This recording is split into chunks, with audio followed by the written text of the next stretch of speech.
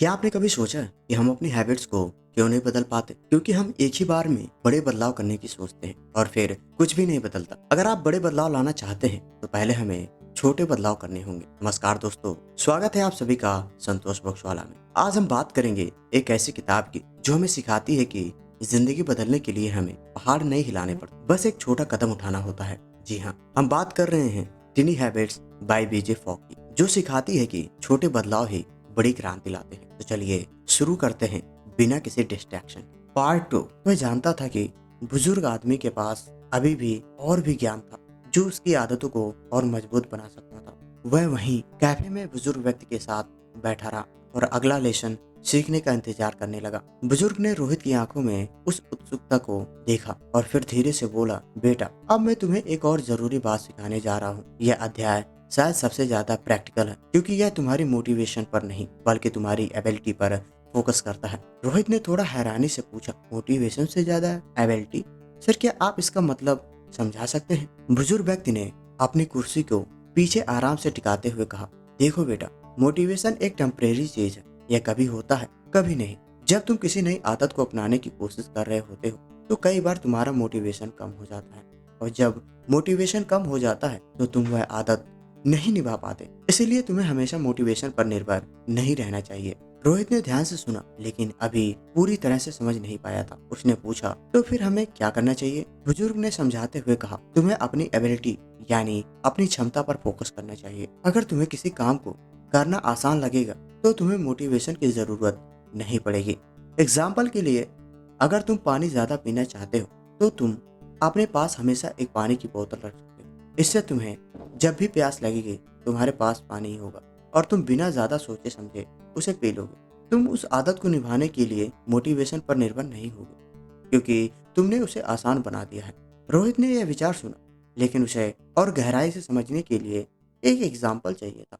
उसने कहा, सर, क्या आप मुझे इसका कोई रियल लाइफ एग्जाम्पल दे सकते हैं? बुजुर्ग व्यक्ति ने मुस्कुराते हुए कहा, बिल्कुल, मैं तुम्हें एक बहुत ही नॉर्मल लेकिन इफेक्टिव एग्जाम्पल देता हूँ। मेरे एक दोस्त को हमेशा से सुबह जल्दी उठने की आदत डालनी थी, लेकिन हर बार उसका मोटिवेशन कम हो जाता था। वह कभी अलार्म बंद करके सो जाता था तो कभी उसे ठंड लगने लगती और वह बिस्तर से बाहर नहीं निकलता। रोहित ने थोड़ा हंसते हुए कहा, सर, यह तो मेरे साथ भी होता है। मैं भी कई बार सुबह उठने में आलस कर जाता हूँ। बुजुर्ग ने सिर हिलाते हुए कहा, सच सच है, ऐसा हम सभी के साथ होता है। अब देखो, मेरे दोस्त ने क्या किया। उसने अपनी सुबह की आदत को और आसान बना दिया। वह अपने बिस्तर के पास ही अपने जूते और वर्कआउट के कपड़े रखता था ताकि जब वह सुबह उठे तो उसे ज्यादा सोचना ना पड़े। उसके पास यह सब कुछ तैयार होता था। उसने अपने अलार्म को भी कमरे के दूसरे कोने पर रखा ताकि उसे उठकर अलार्म बंद करना पड़े। धीरे धीरे उसके लिए सुबह उठना और एक्सरसाइज करना आसान हो गया। उसे अब मोटिवेशन की जरूरत नहीं होती थी क्योंकि उसने अपनी एबिलिटी यानी अपने काम को करने की क्षमता को बढ़ा दिया था। रोहित ने यह सुनकर कहा, सर, यह तो सच में आसान लगता है। तो क्या मुझे भी अपनी आदतों को इसी तरह से आसान बनाना चाहिए? बुजुर्ग ने कहा, बिल्कुल बेटा, अगर तुम चाहते हो कि तुम्हारी नई आदतें ज्यादा टिकाऊ हों तो तुम्हें आसान बनना होगा। जितना आसान काम होगा उतनी ही कम मोटिवेशन की जरूरत पड़ेगी और इस तरह तुम लगातार अपनी आदतों को निभा पाओगे। रोहित अब इस अध्याय को अच्छी तरह से समझ चुका था। उसने सोचा कि वह भी अपने कुछ कामों को आसान बना सकता है ताकि उसे बार बार मोटिवेशन पर निर्भर ना रहना पड़े। उसने बुजुर्ग से कहा, सर, मैं पानी पीने की आदत को ठीक करने के लिए अपने पास हमेशा एक पानी की बोतल रखूंगा और शायद मैं सुबह की अपनी वर्कआउट रूटीन को भी आसान बना दूंगा ताकि मुझे ज़्यादा सोचने की ज़रूरत ना हो। बुजुर्ग ने सिर हिलाते हुए कहा, यही सही तरीका है बेटा। अगर तुम अपने काम को इतना आसान बना लोगे तो तुम्हें मोटिवेशन की ज़रूरत नहीं पड़ेगी और धीरे धीरे यह आदतें तुम्हारी ज़िंदगी का हिस्सा बन जाएंगी। रोहित मन ही मन यह ठान लिया कि वह अब अपनी आदतों को और भी सरल बनाएगा। उसने यह भी सोचा कि वह और किस तरह से अपनी एबिलिटी को बढ़ा सकता है। उसने बुजुर्ग से कहा, सर, क्या आप मुझे और भी उदाहरण दे सकते हैं जिससे मैं समझ सकूं कि किन कामों को मैं और आसान बना सकता हूँ? बुजुर्ग ने सोचा और कहा, तुम्हारे पास पहले से एक रूटीन है ना? जैसे सुबह उठना, ब्रेकफास्ट करना या ऑफिस के लिए तैयार होना। अब इन रूटीन में कुछ छोटी छोटी आदतें जोड़ने की कोशिश करो। जैसे अगर तुम सुबह उठने के बाद ब्रेकफास्ट करते हो तो ब्रेकफास्ट से पहले 5 मिनट के लिए स्ट्रेच कर सकते हो। अगर तुम ऑफिस जाते समय हमेशा हेडफोन पहनते हो तो उसे याद दिलाने के लिए संतोष बुक्स वाला के मोटिवेशनल पॉडकास्ट सुन सकते हो। यह छोटी छोटी आदतें जब बड़ी होती जाएंगी तो तुम देखोगे कि तुम्हारा जीवन कैसे बदलता है। रोहित ने इन बातों को ध्यान में रखा और सोचा कि वह इस लेसन को अपनी जिंदगी में तुरंत लागू करेगा।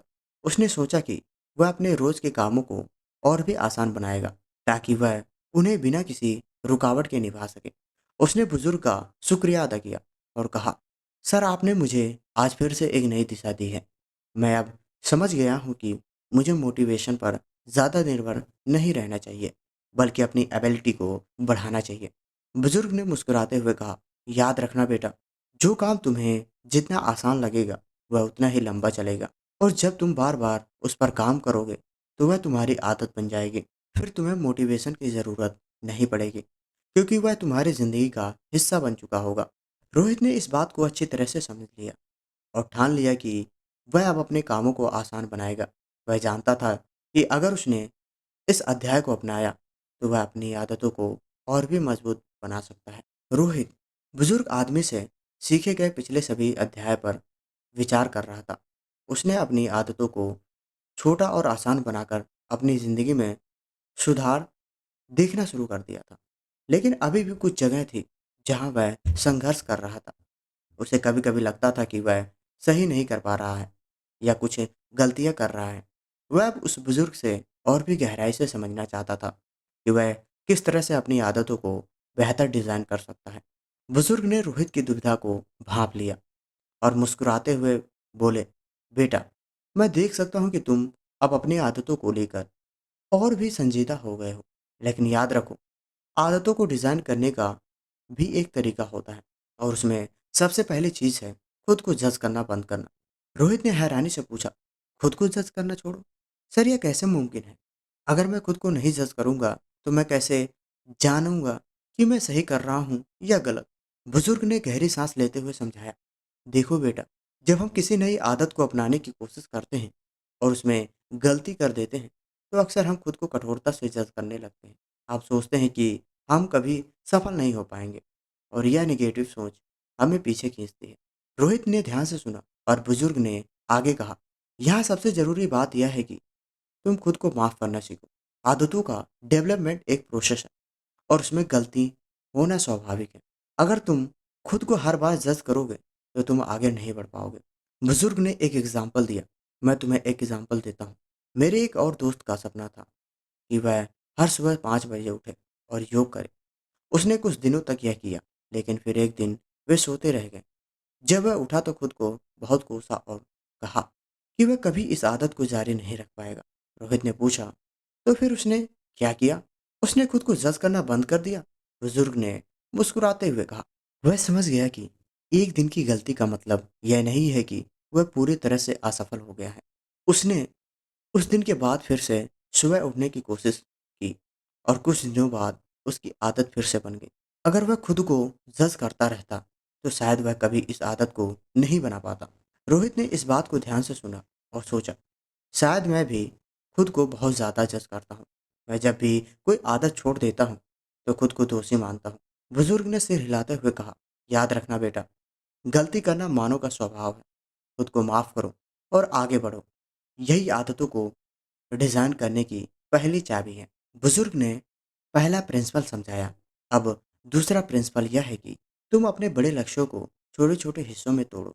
अक्सर हम बड़ी अचीवमेंट का सपना देखते हैं, लेकिन उन्हें पूरा करना कठिन हो जाता है। रोहित ने पूछा, तो हमें क्या करना चाहिए सर? बुजुर्ग व्यक्ति ने विस्तार से बताया, तुम्हारे पास एक बड़ा सपना हो सकता है, जैसे रोज 1 घंटा पढ़ाई करना या हर दिन जिम जाना। लेकिन अगर तुम सीधे बड़े लक्ष्य की तरफ जाओगे तो रास्ता कठिन लगेगा। इसके बजाय तुम अपने बड़े लक्ष्य को छोटे छोटे टास्क में तोड़ो।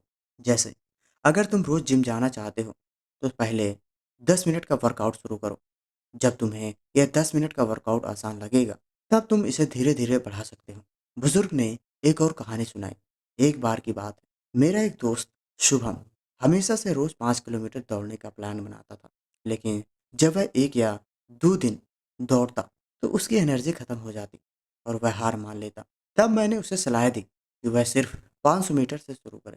पहले कुछ दिनों में वह 500 मीटर दौड़ता रहा, फिर उसने 1 किलोमीटर किया और धीरे-धीरे 5 किलोमीटर तक पहुंच गया।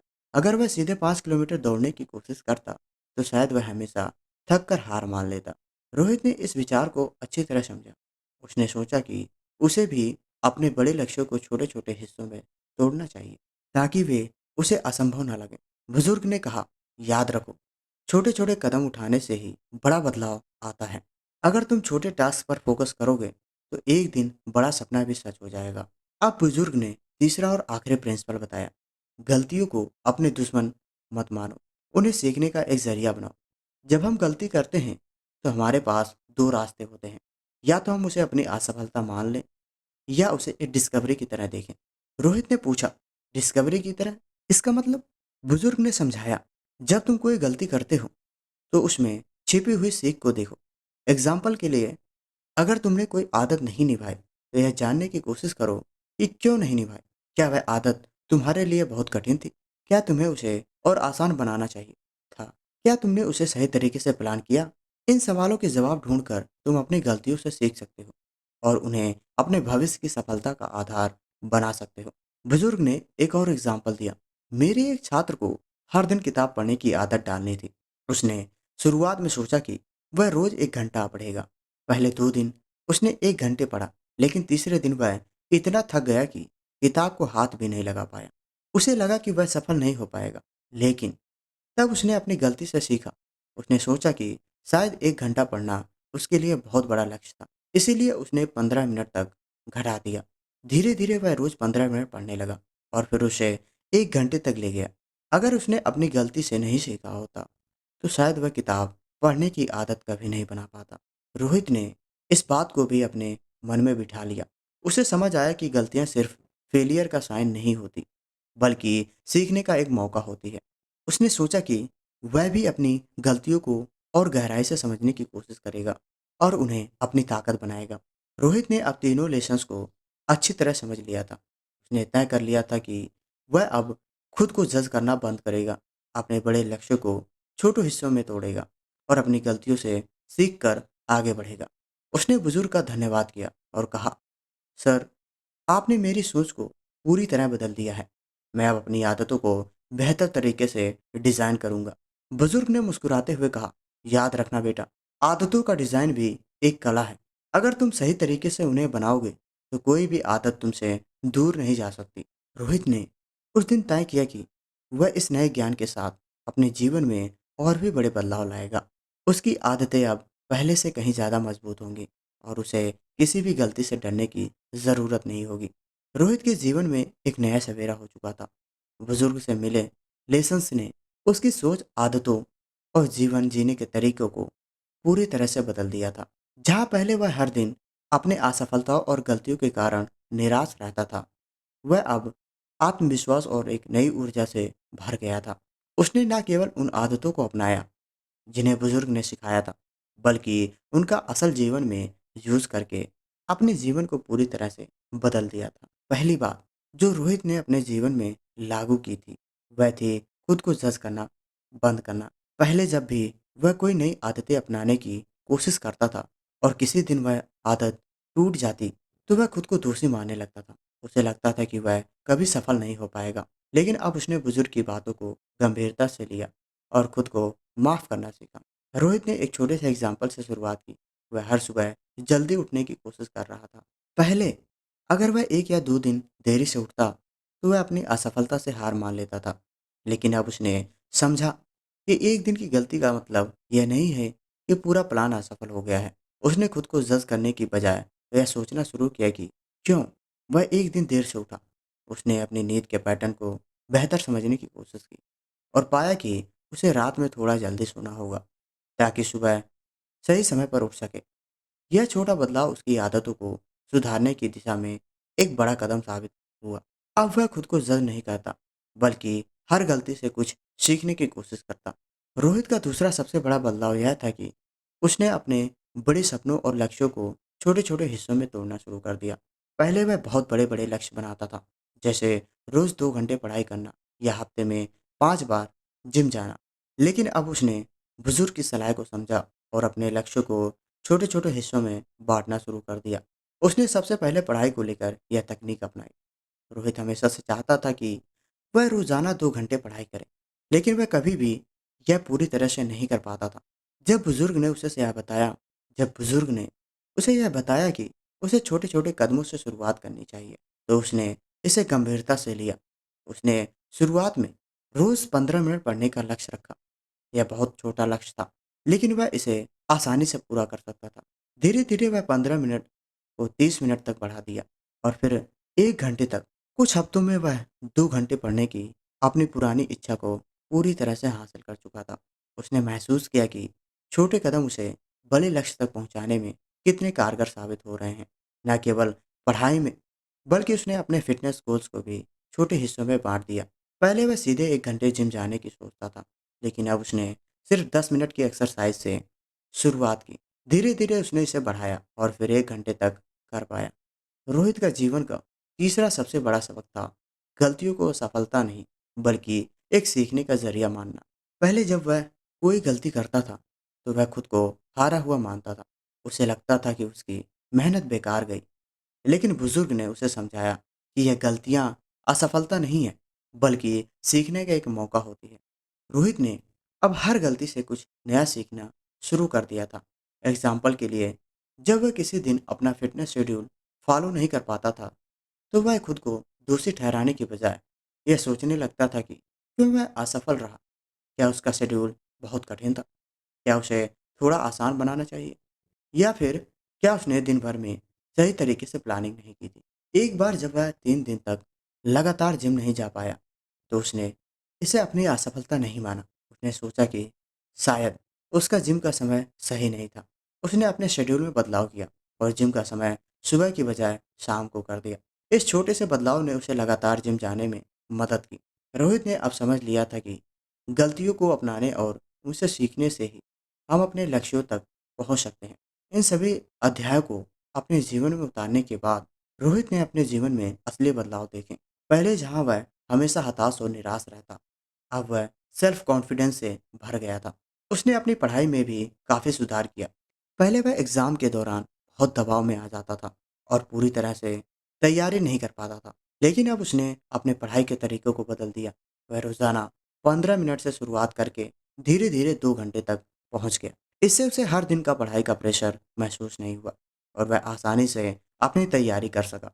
उसके एग्ज़ाम्स में भी अब बेहतर रिज़ल्ट आने लगे और फ़िटनेस के क्षेत्र में भी सफलता पाई। पहले जहाँ वह हफ्तों तक जिम नहीं जा पाता था, अब वह रोज़ एक्सरसाइज करने लगा।